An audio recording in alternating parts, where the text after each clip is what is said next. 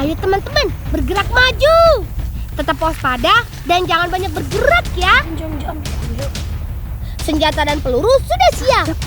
Ayo teman-teman, kita tempur. Jaga-jaga bendera. Jangan kasih kendor. Bagaimana teman-teman? Aksi kami sudah seperti jagoan di film laga belum? Perang-perangan yang kami lakukan ini bukan sungguhan loh. Hanya permainan ala si bolang tentunya. Kebetulan banyak tomat-tomat hasil panen yang sudah tidak terpakai. Jadi kami pakai saja untuk bermain. Mantap kamu Gerald.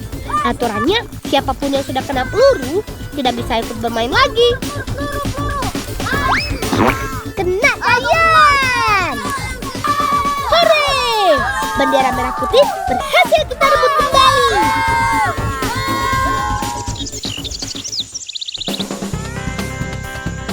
Ini namanya kalero teman. Kendaraan khas dari desaku, bongkudai baru. Kalero berfungsi sebagai alat angkut hasil panen di kebun. Masyarakat di desaku sengaja mengubah sepeda motornya menjadi seperti ini. Selain bisa digunakan di kondisi jalanan berlumpur, kalero juga bisa menahan beban muatan hingga 3 kali lipat motor biasa. Kebetulan, Paman Stephen mengajak kami naik kalero bersama menuju kebun Sambiki. Rencananya sih, hari ini Sambiki sudah siap untuk dipanen. Orang mau bapete Sambiki mulai dari ada bawang sanadang dari bawah itu sampai di atas sana. Ada tuh cingke-cingke di atas sedang. So siap mau bapete Sambiki ini? Siap. Marjo sama-sama orang bapete.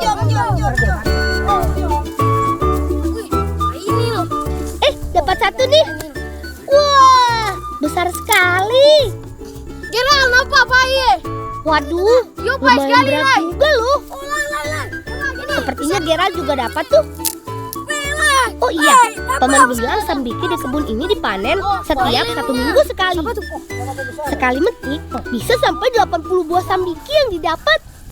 Tidak hanya di wilayah Sulawesi Utara, hasil panen Sambiki dan sayuran lainnya dari desaku bisa dinikmati sampai ke seluruh pulau Sulawesi, bahkan hingga Papua. Masukkan ke karung-karung khusus supaya mudah mengangkutnya.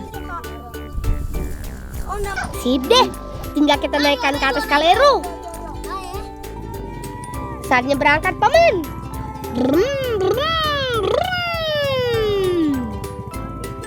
Tenang saja, paman-pamanku ini sudah ahli semua kok mengendarai kalero dengan muatan berat.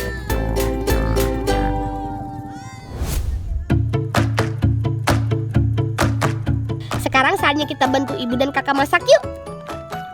Masak Sambiki yang kita panen tadi dong pastinya. Bantu aku siapkan Sambikinya dulu Moses. Kupas bersih kulitnya, kemudian potong kecil-kecil. Di desaku, Sambiki biasanya diolah menjadi bahan campuran untuk membuat bubur. Tapi sekarang kita olah jadi menu spesial lainnya. Bahan lainnya seperti wortel dan timun harus diparut lebih dulu. Kalau itu sih bagian kakak saja. Kemudian tomat dan kentang harus diiris tipis.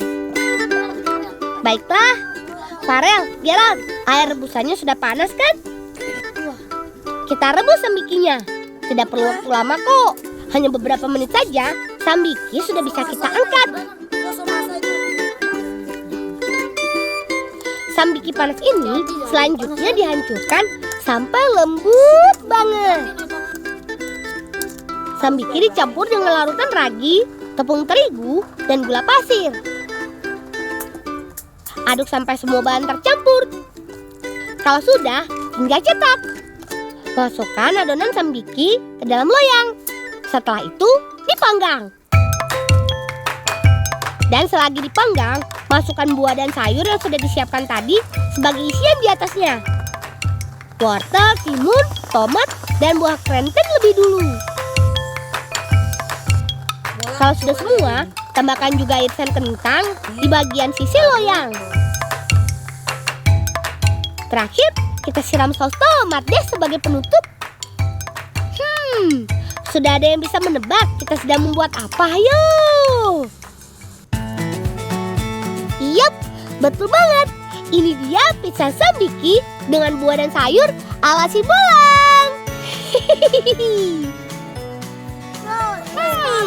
Rasa pizzanya manis, ada asam-asamnya karena dari sayur dan buah segar. Wah, ini sih tidak hanya jadi makanan enak, tapi juga makanan sehat. Semua bahannya dari sayur dan buah dari desa sendiri. Dari buah labunya saja sudah banyak mengandung serat, vitamin A dan B, zat besi, protein, serta rendah lemak.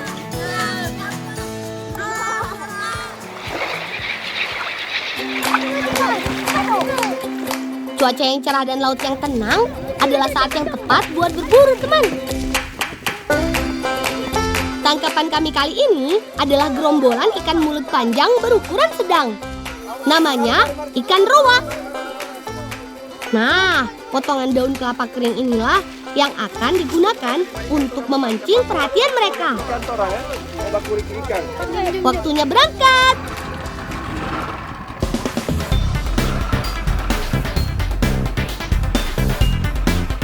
Ikan roa banyak hidup di perairan hangat seperti Laut Maluku dan Sulawesi.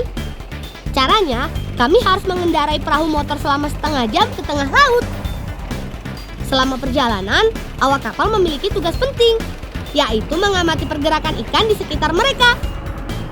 Setelah cukup jauh dari pantai, biasanya kumpulan ikan mulut panjang ini akan bergerak di permukaan laut.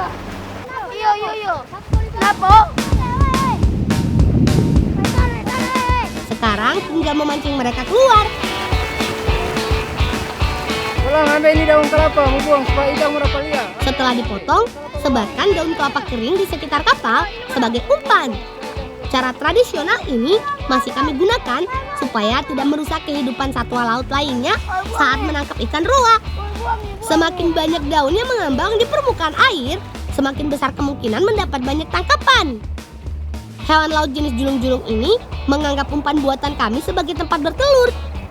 Nah, supaya mereka mau datang ke daun kelapa, kita menjauh dulu yuk.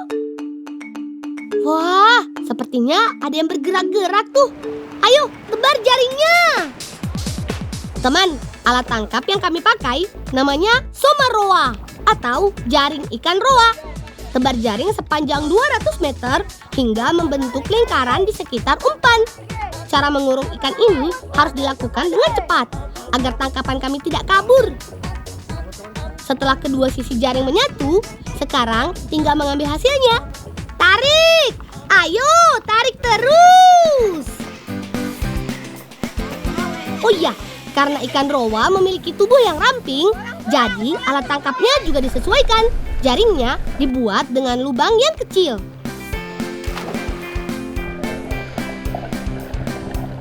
Wih, hasilnya cukup untuk memberi makan orang-orang di kampungku nih.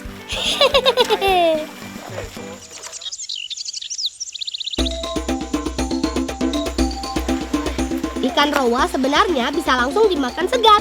Tapi kebanyakan orang-orang di desaku lebih suka menikmatinya setelah diasapi. 20 aja, 2 kali itu. Nah, Ya. baru bolong yang hitung kalau berapa. Caranya dengan membariskan ikan mulut panjang ini dengan teratur. Susun ikan berbaris sebanyak 20 ekor pada satu wadah jepit. Teman, selama 1 hari berlayar, biasanya ikan roa yang didapatkan nelayan bisa mencapai 2000 ekor. Jika dalam satu jepit ini terdapat 20 ekor ikan, berarti kami harus menyediakan 100 penjepit untuk persediaan. Setelah ditangkap, tangkapan ini harus diasapi selama beberapa jam atau jika asapnya sedikit, bisa sampai 2 hari lamanya. Bolang 20, tutup Jo. Mari Jo. Gunanya untuk mengurangi kadar air pada tubuh ikan supaya bahan makanan ini tidak cepat busuk. Dan yang paling penting sih, aroma ikan jadi lebih wangi. Bikin selera makanku bertambah.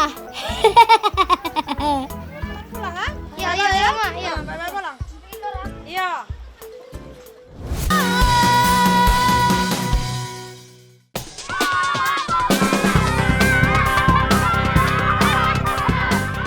Teman, kita ngebolang yuk. Ayo, siapa yang suka bermain air di siang hari? Tuh kan, sudah banyak keluarga dan teman-teman yang bermain di sungai ini. Nah, kalau tempat bermain air ini namanya Labu Renggalang. Saat musim kemarau, debit airnya tidak terlalu besar, jadi pas buat kami bermain. Aliran airnya berasal dari pegunungan Desa Pariwang dan mengalir menuju Desa Patodong. Kedalaman airnya 5-6 meter. Cukup dalam kan? Posisinya ada di antara ceruk batu. Lihat aksiku, teman. Kalau kalian main ke desaku, jangan lupa ke tempat ini ya. Aku yang antar deh. Hehehe.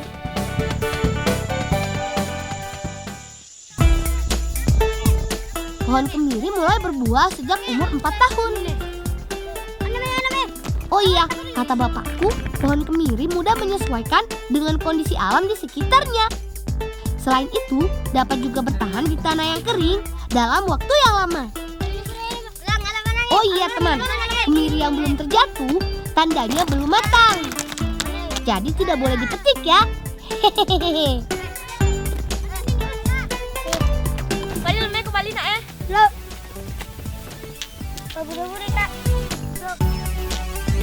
Ana melaku keranjangnya si babolangnya. Ya kak, jelo.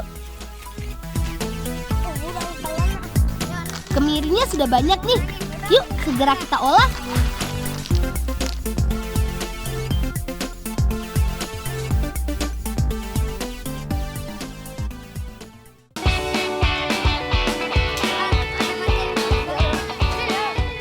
Walaupun sudah tua dan terjatuh dari pohonnya, kemiri ini masih memiliki sedikit air di kulitnya. Jadi harus dijemur dulu beberapa hari sampai kulitnya kering. Proses selanjutnya, cangkang biji kemiri dipecahkan menggunakan alat khusus ini. Caranya, masukkan biji kemiri ke lubang pelepah yang sudah disiapkan. Kemudian, benturkan ke batu. Pukul yang keras ya. Hihihi. Ini dia kemiri yang biasa kita lihat di dapur. Sekarang sudah tahu kan asalnya kemiri dari mana? Congkel kemiri yang pecah dan masih ada di cangkangnya menggunakan pisau ini. Hati-hati ya mencongkelnya, jangan sampai pisaunya melukai tangan. Lalu tumbuk semua kemiri yang sudah dikupas sampai halus. Pelan-pelan ya menumbuknya, jangan sampai ada yang tumpah. Tinggi belang. Belang ah.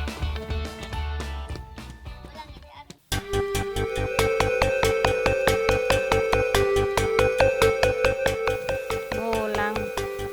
Be, tila pala bolang mo. Bongi mo na. Daw na pa na pole-pole. Ndeseng kombeleng dyan.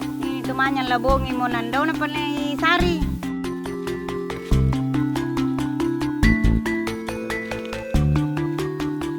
Wah, sepertinya kami terlambat. Tuh, ibu sudah memanjat pohon duluan karena terlalu lama menunggu kami. Tayo na, tala na eh. Ya, una mo, tabe, ano te, tadi mo te manyang Ya. Lamba sekali karwe la bongi mo daw na pa ni sari to manyang. Tenang saja teman-teman, ibu sudah terbiasa memanjat pohon nira. Air nira biasanya dipanen 2 kali sehari di waktu pagi dan sore hari. Ketika panen nira tidak boleh tertunda, apalagi lebih dari beberapa jam. Jika kelamaan, nira akan berubah menjadi asam dan tidak bisa diolah menjadi gula. Giliranku memanjat. Setelah nira terkumpul, aku harus mengembalikan wadah bambu ini ke atas pohon agar nira dapat dipanen lagi sore hari. Tutup rapat-rapat tempat penampungannya dan ikat kuat-kuat agar air dan kotoran tidak masuk ke dalam bambu.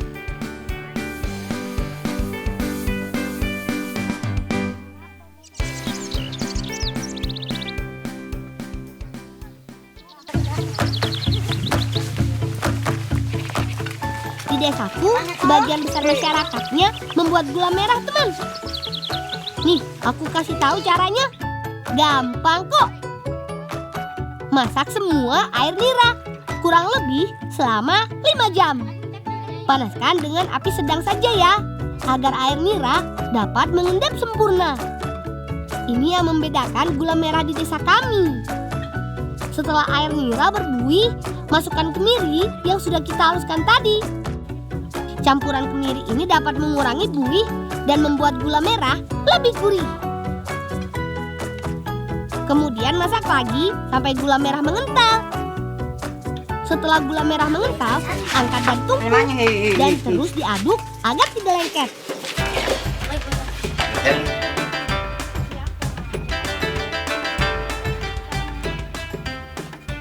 Kemudian cetak gulanya menggunakan kotak kayu seperti ini. Unik kan? Kotak kayu ini memiliki sekat-sekat yang dapat dilepas. Fungsinya supaya mudah mengeluarkan gula yang sudah mengeras. Yap, tuang semua gula merahnya sebelum mengeras. Setelah adonan penuh, pasang lagi sekat bagian tengahnya. Tinggal tunggu sampai gulanya mengeras. Ini bagian yang aku suka. Makan sisa gula merah. Karena masih hangat, gulanya masih seperti agar-agar. Hehehe. Gula merah yang sudah mengeras bisa dikeluarkan dengan cara memukul cetakan kayunya. Pelan-pelan ya, jangan sampai gulanya rusak. Lalu bungkus gula merahnya dengan daun yang matang. Kami menggunakan daun ini agar gula lebih harum dan higienis. Karena ketika memindahkan dan memilih gula merah, tangan tidak langsung menyentuh gulanya. Kata paman, pembeli dari Malaysia lebih menyukai gula dengan pembungkus daun. Sideh, gula merah siap dipasarkan. Kalau di sini biasa dijual dengan harga Rp18.000 per kilogram.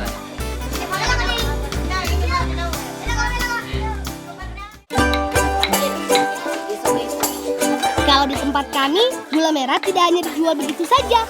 Biasanya, ibu akan membuat kue taluma khas desa kami. Caranya gampang kok. Siapkan dulu bahan-bahannya ya.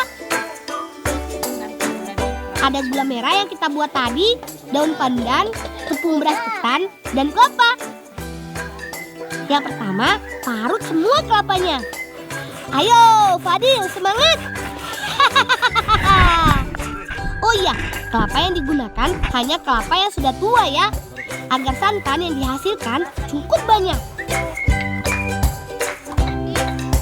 Serut gula merah sampai halus. Gula merah diserut agar mudah larut ketika dipanaskan. Lalu tumbuk daun pandan untuk pewarna alaminya. Kami memilih daun pandan karena dapat mengeluarkan aroma harum. Jadi cocok untuk kue kami. Hehehe.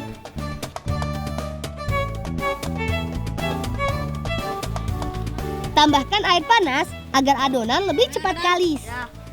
Dan aduk-aduk terus.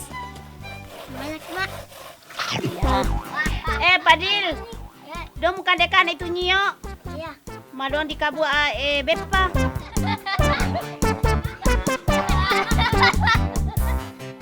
Bolang warna Selanjutnya, tambahkan pewarna ke adonan yang sudah kalis. Untuk pewarna merah bisa menggunakan bunga rosella, kayu secang, atau buah naga. Aduk-aduk sampai warnanya merata. Bentuk adonan sesuai selera. Kalau kami sih lebih suka dibuat bulat-bulat. Adonan ini dapat diisi berbagai macam kacang-kacangan atau gula merah. Kalau kami lebih suka tanpa isian, karena sudah manis dari larutan gula merahnya. Lalu rebus semua adonan kurang lebih 10 sampai 15 menit.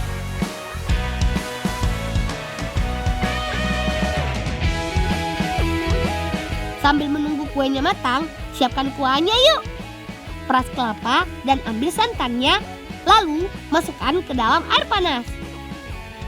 Kemudian tambahkan gula merah secukupnya.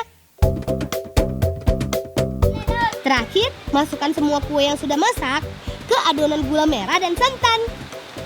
Rebus selama 5 menit agar rasa manis dan gurih dari santan dapat meresap ke kuenya.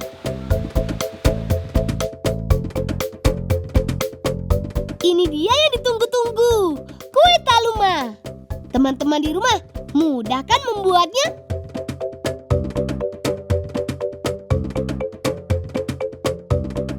Eits, tapi sabar ya, jangan berebut. Biar ibu yang membagikan kuenya. Semua pasti kebagian kok. Karena talumannya masih panas, jadi pelan-pelan saja ya memakannya. Hehehe.